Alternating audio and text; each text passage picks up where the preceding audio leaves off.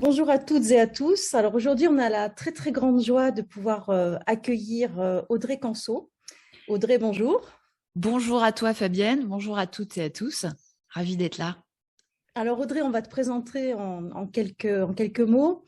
Alors tu es scénariste, tu as écrit des sketchs, des dessins animés, des séries. Tu es aussi écrivain. Tu as en particulier coécrit Le Guide des Fées, Un regard sur la femme et l'Odyssée d'un monde nouveau. Alors toi, ce que tu aimes vraiment, c'est explorer l'inconnu ou ce qui est émergent un petit peu, hein. Donc, tu explores les champs de la transition, les futurs possibles, les mondes invisibles, un petit peu dans tout ce que tu mets en place. Voilà, alors aujourd'hui, donc l'idée, c'est de t'interviewer et on va te poser trois questions. Alors la première question, qu'est-ce que pour toi la spiritualité? Alors c'est évidemment un vaste champ. Euh, je dirais que pour moi, la spiritualité, pour essayer d'être simple, ce serait honorer chaque chose, mais tout en se détachant de tout en fait. C'est cette espèce de paradoxe que je travaille, enfin que nous sommes nombreux à travailler.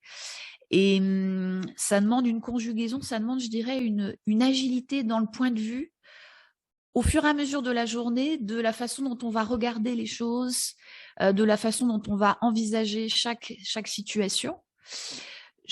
Par exemple, il y a vraiment des moments où moi je vais être en zoom, c'est-à-dire où je vais vraiment fusionner avec ce que je suis en train de vivre. Bon, on peut appeler ça aussi honorer le moment présent. Je sais pas si je fais un plat que j'adore, je sais pas, des linguines au pesto par exemple, ou des linguines à la tomate ou que sais-je. Je vais, comme je sais que l'esprit impacte la matière, je vais vraiment fusionner avec mon plat que je prépare. C'est-à-dire, je vais penser à rien d'autre. Pour moi, la façon spirituelle de préparer mon plat, ça va être de fusionner quasiment avec la tomate que je coupe. Hein. Parce que je sais qu'elle sera bien meilleure que si je pense à autre chose, j'ai la tête complètement ailleurs, etc. Je suis vraiment focus sur ce que je fais. Donc là, je suis en mode vraiment zoom. Si par contre, je vis une situation qui est inconfortable, qui est très désagréable ou violente, là, je vais me dézoomer complètement. Pour moi, c'est ça la spiritualité. C'est être capable de passer du zoom le plus total au dézoomage le plus total.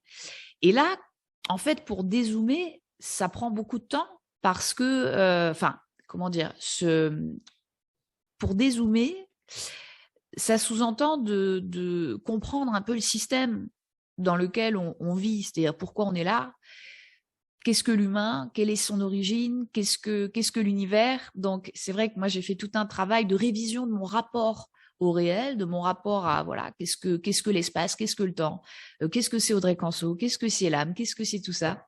Ça m'a mis des années et aujourd'hui, quand je vis quelque chose d'inconfortable, je dézoome et je me rappelle que, voilà, que Audrey Canso, par exemple, c'est un personnage, c'est une identité, c'est une incarnation.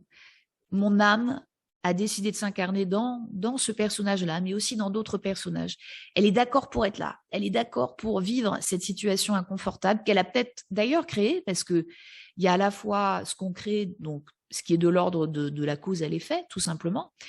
Et puis il y a ce que notre âme aussi nous envoie comme challenge pour qu'on travaille toutes les parties de notre, je dirais, du diamant brut que nous sommes tous, avec je sais plus s'il y a, on dit qu'il y a 72, ouais, c'est ça, 72 facettes. Et pour polir chacune de ces facettes, je vais faire face à des situations voilà, qui vont m'obliger à polir. Et très concrètement, ça peut être, je sais pas, si je suis face à quelqu'un qui est désagréable avec moi, ou en tout cas dont je sens qu'il ou qu'elle est désagréable avec moi, je vais, plutôt que de me noyer dans mon émotion, de me noyer dans ma nervosité, je vais me rappeler que si cette personne est là face à moi, c'est pour que je travaille quelque chose. C'est pour que je me laisse pas emporter par certaines pulsions, par mes émotions. Et c'est pour que je me rappelle que l'être humain, il faut être dans le pardon. Et je vais souvent me dire cette phrase, bon, ça dépend des jours après, mais je vais me dire, eh bien, pardonne-le ou pardonne-la, car elle ne sait pas ce qu'elle fait, quoi. Et ça va m'obliger à travailler cette faculté de pardon. Donc, voilà, je dirais que pour être la spiritualité, pour moi, c'est ça, hein. C'est vraiment cette agilité dans le point de vue, hein, entre le zoom et le dézoom. Et c'est vraiment à chaque moment de quel point de vue je regarde une situation. Donc, il faut que je prenne soin de mon point de vue, en fait. Et la physique nous explique ça avec le principe d'Eisenberg, etc., avec cette idée que l'observateur agit sur l'expérience, hein. Ben on est, voilà. Ce serait ça pour résumer. Et comment vis-tu ta spiritualité au quotidien? Alors, je dirais, il y a le côté pile et il y a le côté face. Le côté face, il est assez facile pour moi dans le sens où pour moi, vivre sa spiritualité, c'est cultiver des valeurs de façon concrète. Parce que c'est pas le tout de dire liberté, beauté, fraternité, égalité, authenticité, etc., qui pour moi sont les valeurs d'une spiritualité qui me plaît, parce qu'après, il y a plein de façons d'être spirituel. La beauté, la vérité, par exemple, moi, c'est à travers mon travail. Donc, mon travail de scénariste, mon travail d'écrivain, qui consiste quand même à mettre dans le champ du visible, c'est-à-dire à travers des histoires, éventuellement des fois à travers des conférences, ce que j'écoute, ce que je ressens de l'invisible. Donc, ce qui est en puissance dans l'invisible passe à travers moi, c'est le point de vue que j'ai aujourd'hui, et je le couche sur le papier. Donc, c'est une première façon de vivre ma spiritualité au quotidien, et elle est exigeante parce que pour que ces informations passent bien et que les informations passent de la façon la plus pure possible, il faut que le canal il soit clair. Donc pour moi, vivre ma spiritualité, c'est surtout faire attention à mon canal. Et donc mon canal, c'est mon corps et c'est aussi beaucoup mes pensées. Donc dans ma spiritualité au quotidien, il y a une part d'ascèse. Je fais attention à mon corps, je me suis reconnectée à lui, hein, j'ai pas toujours été comme ça a été un long travail. Je me suis reconnectée à lui, je l'écoute, je fais attention. Par exemple, je sais pas, l'alcool, j'adore le vin, hein, j'adore ça. Mais boire trop, pour moi, c'est compliqué parce que je mets 2 jours en fait à éliminer. Donc, c'est un peu compliqué de perdre 2 jours. Donc, j'ai été obligée de me détacher un peu voilà, tout doit être mesuré. C'est pas, on peut se faire plaisir, mais la compulsion, ça fait quasiment plus partie de ma vie. Et ça a été un apprentissage. Ça, c'est le corps. Et il y a aussi les pensées. Faire le tri, ne pas se laisser envahir par des émotions. Donc, il y a une forme d'ascèse du mental aussi, qui est pas facile, hein. C'est pas tous les jours, ça dépend. Mais c'est extrêmement important. Et l'ascèse dans les pensées, c'est tout un travail, mais c'est surtout une vigilance, c'est être dans le moment présent. Et c'est avoir vraiment une acuité. C'est pour ça que quand on dit le péché, en fait, ça veut dire manquer sa cible. Mais pourquoi on manque sa cible? Parce qu'on a mal visé, parce que notre point de vue n'était pas le bon, parce qu'on n'a pas pris assez soin de notre point de vue. Donc, ça revient à ce que je disais au début, il faut prendre soin de son point de vue. Et pour prendre soin de son point de vue, il faut se rappeler que sur une situation, j'ai plein de points de vue possibles. Voilà, donc de quel point de vue il faut regarder une situation? Et pour ça, il faut toujours se rappeler le système, hein, c'est-à-dire vraiment la double origine de l'homme. Il y a le personnage, mais il y a l'âme. Il y a aussi le fait qu'on travaille en équipe, c'est-à-dire qu'on est amené à vivre des choses, à prendre en charge des choses qui n'appartiennent pas forcément à cette incarnation-là, qui peuvent appartenir à des incarnations, on va dire, simultanées. Penses-tu qu'un monde spirituel soit possible? Dans l'absolu, oui, mais je pense que ça va prendre énormément de temps. Parce que quand même, là, on est face à le futur, hein. Donc, il y a différentes lignes de temps, il y a différents futurs qui se préparent.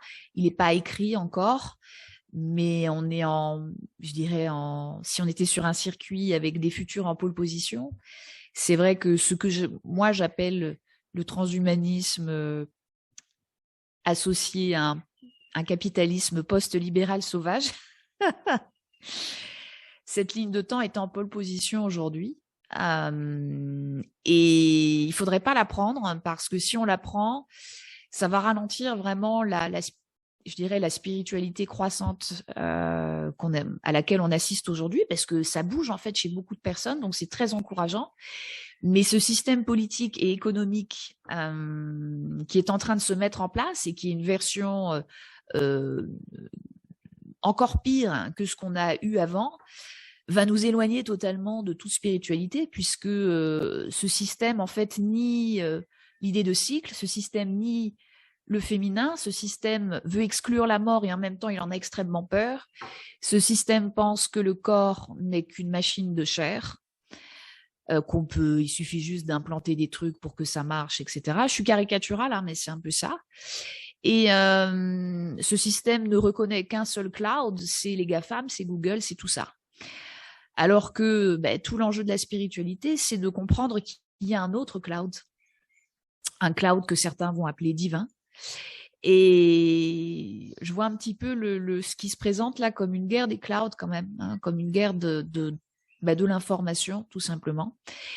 Mais bon, il faut le prendre comme un jeu. Moi, je choisis d'être dans le moment présent, d'honorer le présent en trouvant du bonheur dans le chemin et avec mes compagnons de route. Non, je ne pense pas que la lumière est au bout du tunnel. Je pense que ça, c'est une fausse croyance. La lumière, elle est autour du tunnel. Mais il faut percer le tunnel. Voilà. Et que si on attend de traverser le tunnel pour trouver la lumière, on va attendre très longtemps puisque le tunnel va être très long. Je pense aussi que le transhumanisme, le problème, c'est que il veut installer un contrôle de tout, hein, contrôle des corps, contrôle de la mort, etc. Et que le plus important, c'est de faire tout l'inverse, c'est-à-dire d'accepter de perdre le contrôle et d'accepter le grand mystère de la vie, d'accepter de ne pas tout savoir, d'accepter de ne pas tout contrôler, que ce soit la circulation des virus, que ce soit la circulation du mal, parce que le mal existe et il y a une raison à ça. La méchanceté existe et il y a une raison à ça. Il y a une raison en fait à tout ce qui est en train de circuler et il ne faut pas chercher à tout expliquer, il faut accepter le mystère de la vie, le mystère du lendemain, le mystère de l'autre aussi, même si je ne le comprends pas, même si je n'ai pas accès à toutes ses parts et que lui-même il n'a pas accès à toutes ses parts. Mais il faut accepter le mystère et il faut accepter de s'agenouiller devant l'univers comme Hercule l'a fait avec l'hydre. Parce que c'est le seul moyen de transmuter l'hydre, de la transmuter en lumière. Donc voilà, je nous inviterai à se battre, à prendre soin de nous, mais tout en acceptant les choses. Et c'est un paradoxe, c'est vraiment le paradoxe de la spiritualité, mais c'est celui sur lequel moi je travaille. Voilà. Audrey, merci beaucoup. Je pense que tu nous as vraiment livré une vision très, très personnelle et très pénétrante de la spiritualité. On t'en remercie vraiment pour cela. Et on espère pouvoir continuer avec toi, hein, donc une collaboration. À très, très bientôt. Au revoir. Merci. À tous. Merci à vous. À bientôt.